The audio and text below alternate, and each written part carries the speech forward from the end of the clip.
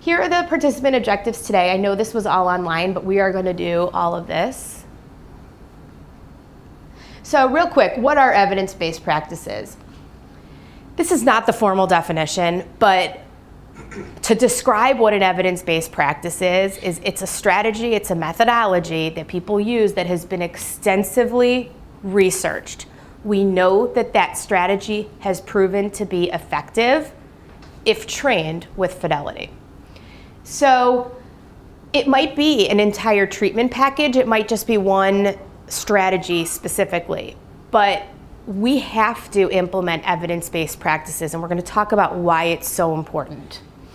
We see evidence-based practices, hopefully we see this, in medicine, in science, in teaching, and actually my field is kind of a combination of all three. I'm not a doctor, but I practice the science of human behavior. Applied behavior analysis is a branch of science. And yes, I'm a teacher, but a lot of times as parents, we're teaching our children. You know, like I've got two kiddos, a 6 and a 9-year-old, and a lot of times I might be teaching them, I don't know, how to put the groceries away a certain way. There's still an element of teaching, and we want to just use what we know works. It's super critical, and I'm going to talk about why in a few minutes. Quick little visual. I used this last year at a talk that I did at Milestones about evidence-based practices and things that we've done within the employment setting. And this article, and I actually know Natalie Anzik and Helen Malone, they're from The Ohio State University. Go Buckeyes, my undergrad and master's was there. They did some research, and this visual shows what one of the elements of their published article discusses with regards to evidence-based practices and fidelity. So if we implement an evidence-based practice and there's fidelity of implementation, which means that it's implemented the way it was designed to be implemented, then studies show there's going to be better success. And that just makes sense. But I want to show you that even this is evidence-based. There is research to demonstrate that this is true. So we meaning special education teachers, board certified behavior analysts, people in the field. If you're working with a neuropsychologist, they have similar mandates where they have to implement evidence-based practices. And IDEA, Individuals with Disabilities Education Act, the law that we go by to provide special education, to allow the funding, all that specifies that evidence-based practices should be used. But I gotta say, I mean, I've been in the field now, this is my 21st year, that's crazy to say, but unfortunately I've had the conversations, because I do so much with public schools, and just training of lots of different professionals. I've had so many conversations, not to be like a Debbie Downer, but people have said to me, oh yeah, I'm using this practice because it's an evidence-based practice. I just had a conversation the other day with a colleague who's a doctorate level specialist who said to me, hey Rachel, we bumped into each other at Starbucks. We were talking about the world and the field, and she said, hey, my kid who lives in a different town is working with an early interventionist, and they're implementing this particular method. Have you ever heard of the blah, blah, blah method? I don't remember what it was called, and it really doesn't matter what it was called. And I said, I've never heard of it. She goes, is this a good thing? I said, I don't know, but do you know if it's evidence-based? She goes, I don't know if it is. Like, here a professional came into her granddaughter's house and was giving these recommendations of a specific methodology to try with the little 3-year-old who's demonstrating some difficulties. And this professional may not have been giving a recommendation on an evidence-based practice. So why use it? How do we know it's going to work? I mean, it's like we could say, let's just come in with a magic wand and bibbidi bobbidi boo. No, we have to use measures that work. You have to. A lot of us have code of ethics too, to make sure that we are following that. So why are evidence-based practices important? Well, think about the sore throat, right? We've all gone to the doctor with a specific physical ailment. Our throat hurts. A lot of times we can kind of tell it's probably strep. There is sound evidence that indicates a certain medicine is going to take care of strep. It's going to wipe it out and you're going to be okay. But if we didn't use that medicine, which is evidence-based, to work and take care of the strep, whatever the word, strep has a longer word, but let's just call it strep, the kiddo's going to get sick and could get scarlet fever, and it could be very scary, or the adult. So with medicine, we're going to use what works to treat the strep throat. Why shouldn't we use the right teaching method to get the little people, the adults, whoever it is that we're working with, as independent as possible? And I'm not just talking about interfering behaviors, it's also skill acquisition. Are they as independent as possible out in the workforce? When they're sitting in science class, maybe they don't need staff in there to work with them one-on-one. You know, if they're in the regular ed setting, that's awesome. And if they have a paraprofessional, hopefully the IEP team deemed that was needed for their least restrictive environment. But maybe they don't need that much support and they can be more independent.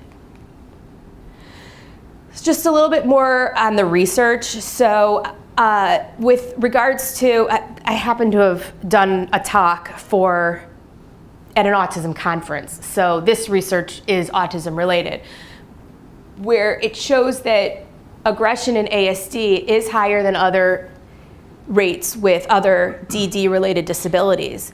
And interventions stemming from FBA are more effective. FBA is the first evidence-based practice we're going to talk about.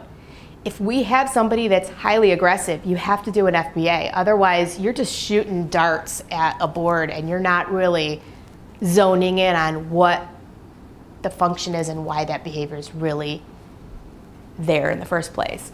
Some employment statistics. We were talking about employment earlier today. So this was back when I was researching for this one talk last spring. In March of 2017, nationally, it was a 5% unemployment rate.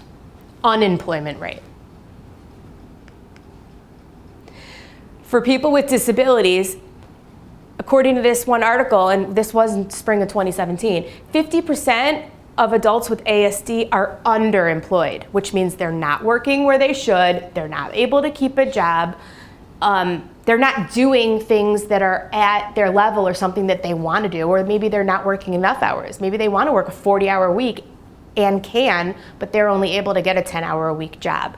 That's underemployed. The highest unemployment rate of any disability category studied was ASD, autism spectrum disorder. And with regards to the other disabilities in this particular article, these two articles here, we have, now this is, you gotta flip it though. So per the March data, 95% of Americans are working, okay? But here, 58% with ASD were working, 90% with speech and learning disabilities, and 74% with an intellectual disability. Still not up to par with the national average, and it should be. Per the article and the research, these are the barriers to obtaining employment. And if these particular barriers are addressed early with evidence-based practices, these will not be present when that individual is graduating and ready to go into the workforce. So it's time for a change. Evidence-based practices have to be implemented with fidelity. I'm going to give you a quick little synopsis of where you can go online to get copies of evidence-based resources. The NAC, this one I love. This is probably my favorite one. It's not the newest one though, but this is my favorite one because I find it to be really user-friendly. It's easy to read. And they also have a couple different documents, like this is the one that's school-based specific. This is their most recent update, phase 2. They have a phase 1. This lists all the research. It also goes into talking about how they determined these particular practices to be evidence-based. It's really cool, user-friendly. It's not too technological. It's just one of those things I think that are easy to read too. Like you can get it as an ebook even and just flow through and read what you want. This here is the Autism Reaching for a Better Future. This one's another good one. I think this one was in 2014 or 2015. The The references at the end of your PowerPoint also have the websites of where you can go, or you can just put these titles in. All these should be free. If you can't access them, please send me an email. I'm happy to send them to you electronically. Other ones, in 2014, we have this one here, Evidence-Based Practices for Children, Youth, and Young Adults. That one's a great one. This one's good for toddlers, and this is the most recent one. The ONTABA one comes from, I'm sorry, I said toddlers, I meant teachers. This is more for staff. This last one is from the Ontario Association for Behavior Analysis. This was from April of 2017. In this particular document, and this is also free online, they compare, all of them are, they compare the NAC data with the National Professional, the NPCD one. I'm forgetting what the title, what the acronym of that organization is, but it's really kind of cool because, you know, one organization might say a specific strategy is evidence-based and the other one doesn't. And if you are a visual learner, this one helps so that you can just kind of look at it as a big snapshot. So this also has some resources online. The Pacer Center I found while I was writing this.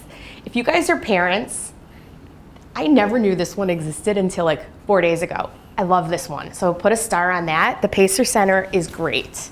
And quite a few different organizations have affiliated themselves with the Pacer Center, so they've like reprinted it in different websites. I just love it.